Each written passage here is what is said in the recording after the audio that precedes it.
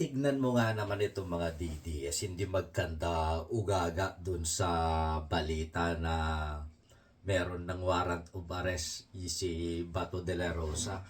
Isa na itong nagpapakupal, itong si Jimmy Bundok, na nagsasabing wag daw isuko. Siya ay nananawagan sa mga Pilipino na wag daw isuko si Bato.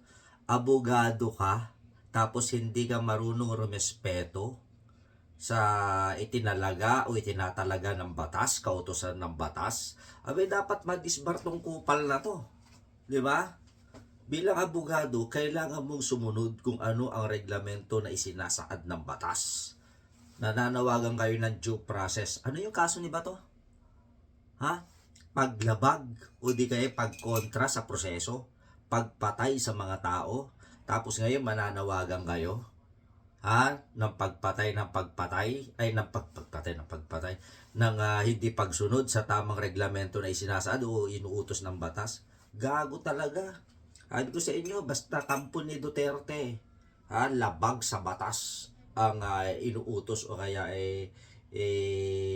ginagawa nilang hiling sa kanilang mga alipores na mga tanga. Kasi nga tanga. Ang taong tanga, alam mo nang nandyan yan totoo, hindi mo pa paniniwalaan. Ang paniniwalaan mo yung sabi-sabi. Yun yung mga tanga at bubo. O yun, bago ang lahat yan. Bago tayo matapos, maraming salamat muna doon sa naging ating kaagapay ni Pagtit. Ayun, sponsor natin kanina sa weekly collaboration. Ayun, maraming salamat kay Manang Jesseline Foresti ng Switzerland. Thank you sa iyo, Manang, and to your family. And sana okay lahat yung mga pamilya natin sa Baguio. Okay. Pag ganyan, pag maawain talaga, pag mabuting tao, kinakaawaan. Pag sumusuporta sa kasinungalingan, yun ang hinahagupit ng mga kalamidad. Kaya maraming salamat. God bless and babush.